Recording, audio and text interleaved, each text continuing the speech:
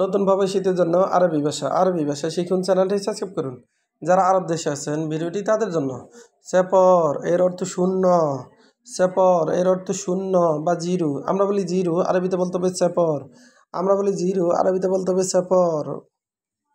অহেদ এর অর্থ এক, অহেদ এর অর্থ এক। আমরা বলি এক, আরবিতে বলতে হবে অহেদ। আমরা বলি এক, আরবিতে বলতে হবে অহেদ। অহেদ এর অর্থ এক।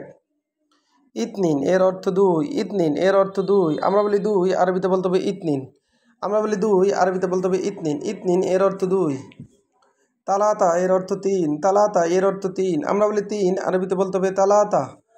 আমরা বলি তিন, আরবিতে বলতে হবে তালাতা। আরবা এর অর্থ চার, আরবা এর অর্থ চার। আমরা বলি চার, আরবিতে বলতে হবে আরবা। আমরা বলি চার, আরবিতে বলতে হবে আরবা।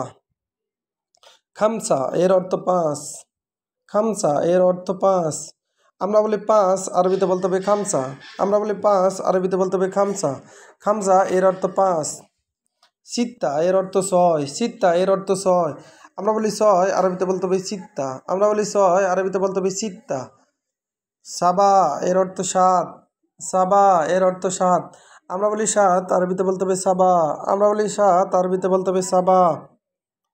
তামানিয়া এর অর্থ আট, তামানিয়া এর অর্থ আট। আমরা বলি আট, আরবিতে বলতে হবে তামানিয়া। আমরা বলি আট, আরবিতে বলতে হবে তামানিয়া। তিসা এর অর্থ নয়, তিসা এর অর্থ নয়। আমরা বলি নয়, আরবিতে বলতে হবে তিসা। আমরা বলি নয়, আরবিতে বলতে হবে তিসা। তিসা এর অর্থ নয়। আশারা এর অর্থ দশ, আশারা এর অর্থ দশ। আমরা বলি দশ, আরবিতে বলতে হবে আশারা।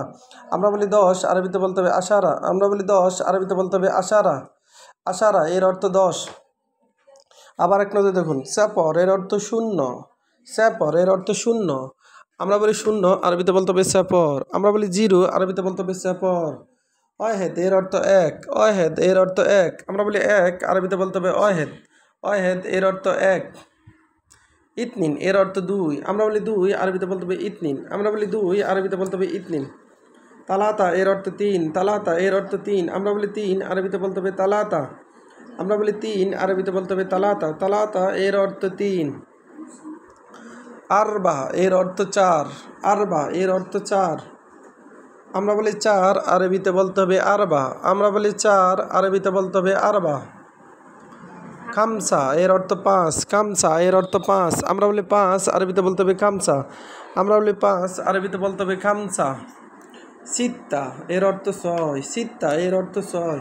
ছয় এর আরবি হলো সিত্তা, ছয় এর আরবি হলো সিত্তা। সাবা এর অর্থ সাত, সাবা এর অর্থ সাত। আমরা বলি সাত, আরবিতে বলতে হবে সাবা। তামানিয়া এর অর্থ আট, তামানিয়া এর অর্থ আট। তিসা এর অর্থ নয়। আশারা এর অর্থ দশ। ভিডিওটি ভালো লাগলে অবশ্যই সাবস্ক্রাইব করুন এবং শেয়ার করুন। ভুল হলে ক্ষমা করবেন।